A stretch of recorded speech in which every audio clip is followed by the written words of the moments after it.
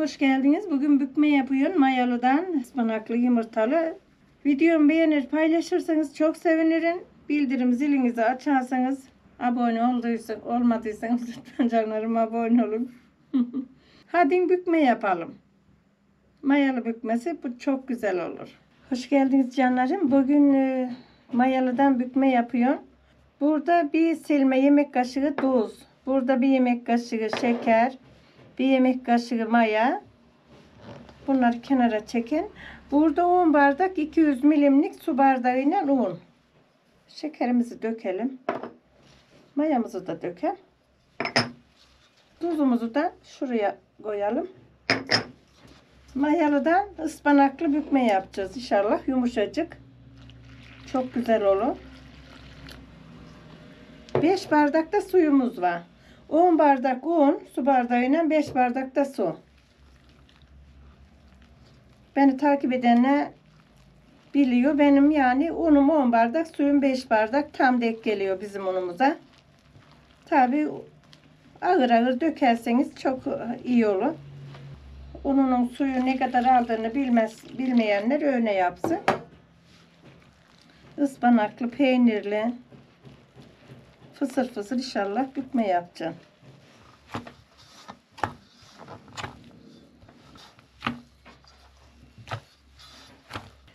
Canlarım, videomu beğenir paylaşırsanız çok sevinirim. Bildirim zilinizi açarsanız ne yaparsam hemen anında size ulaşır. O güzel yorumlarınız için çok çok teşekkür ederim. Her yerden yazıyorsunuz. Dünyanın dört bir yanından diyen galiba.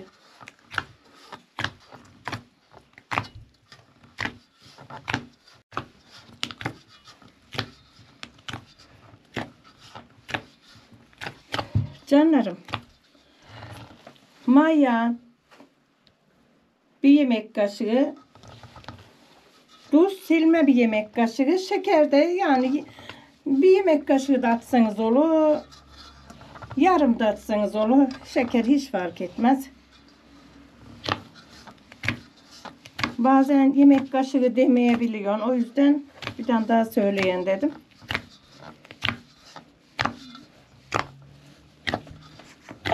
Hamurumuz oldu sayılır. Az sonra örteceğim. Mayalanmaya bırakacağım. Hamuru yoğurdum. Şimdi mayalanmaya bırakıyorum. Böyle biraz un ekiyorum. Bu da bizim el alışkanlığı. Böyle gördük diyelim. Biraz un ekip hamurumuzu örtüyoruz. Mayalanınca bükmemizi yaparken görüşürüz. Hamurumuz mayalandı.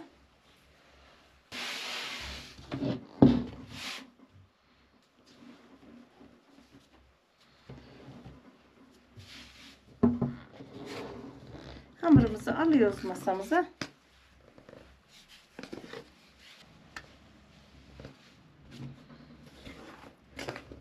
Haşhaşımızı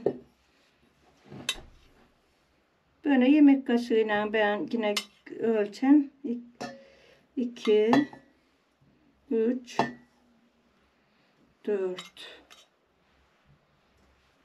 5 6 kaşık ayçiçek yağımızı dökelim.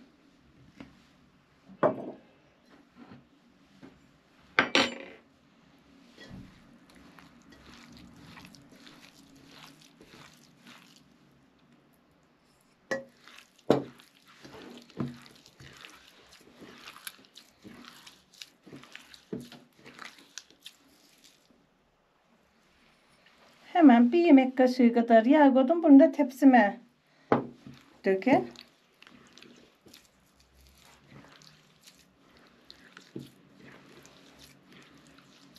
Haşhaşımızı karıştıralım.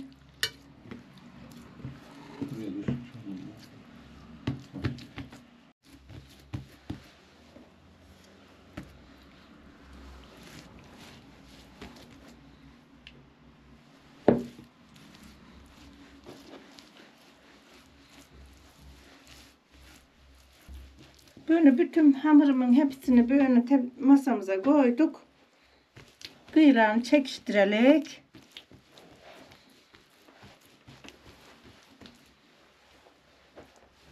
böyle diyoruz.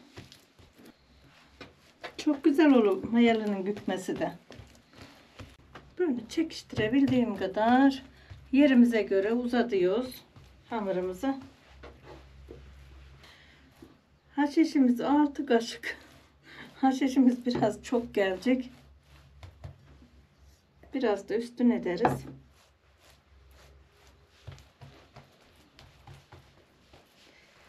Şöyle bunu katlayarak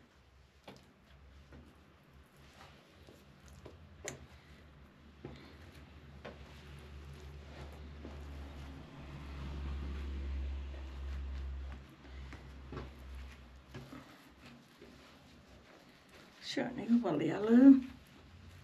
Ha, güzel oldu.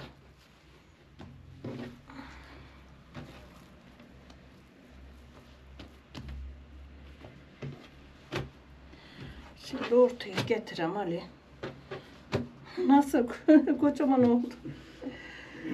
Bir de şurayı böyle haşişledim mi?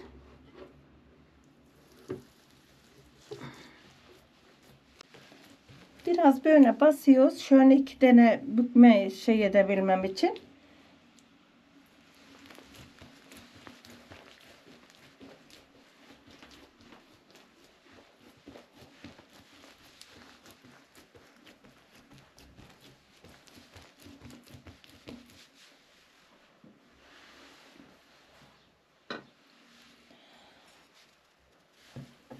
Şimdi keselim bakalım bükmelerimizi.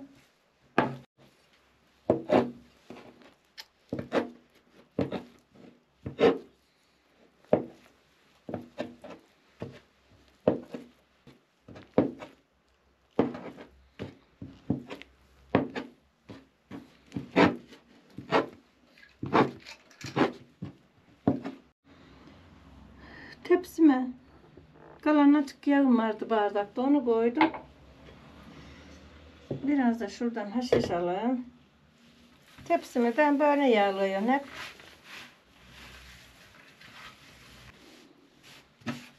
Şimdi yapmaya başlıyoruz. Ispanaklarımı ben yıkadım, küçük küçük kıydım. Ispanağımı tavaya koyup bir 5 dakika 10 dakika böyle karıştırıyorum. Onlar böyle ölüyor. İçine yumurta kırıyorsun. Yumurtayla da birlikte karıştırıyorsun. Tuzunu ekiyorsun.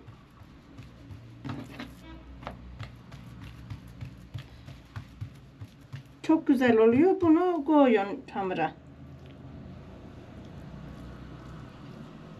Bu şekilde canlarım.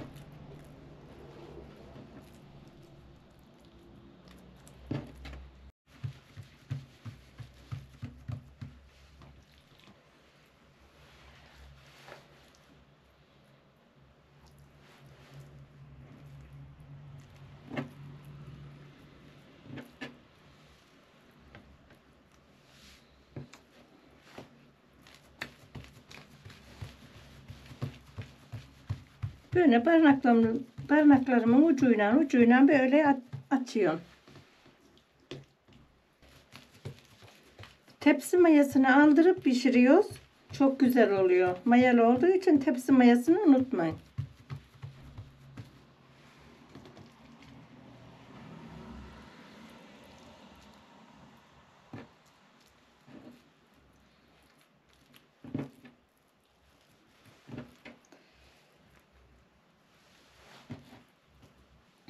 Beş tane yeter. 5 bir tarafına. Ispanağımızı böyle karer koyuyoruz. Sevdiğiniz gibi de koyabilirsiniz. Çok seviyorsunuz ha. Normal yani nasıl seviyorsan öyle koyabilirsin.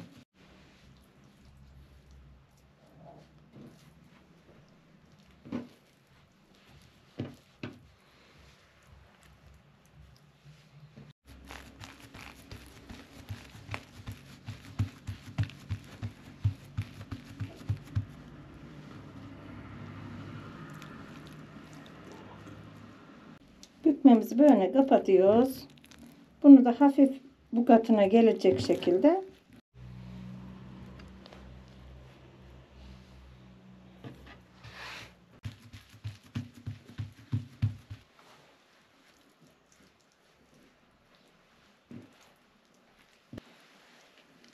Hemen 2 yemek kaşığı kadar da böyle yağ gezdiriveriyorum.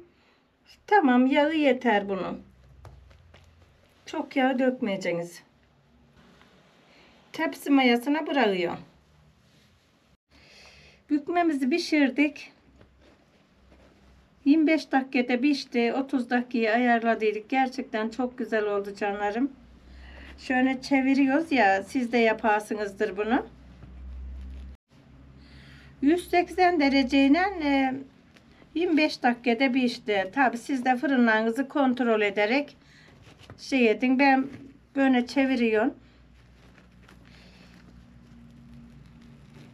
Şöyle bakalım canlarım. Görüyorsunuz mu? İçi falan harika oldu. Çok da güzel pişti. Videomu beğenir, paylaşırsanız çok sevinirim. Abone olmadıysanız lütfen canlarım abone olun. Bildirim zilinizi açarsanız beni çok mutlu edersiniz. Siz de yapın, inanın çok güzel oluyor. Allah'a emanet olun. Hoşça kalın canlarım. O güzel yorumlarınız için teşekkür ederim canlarım. Allah razı olsun. Nereden izliyorsanız yazarsanız yorumlara çok sevinirim. Hoşça kalın.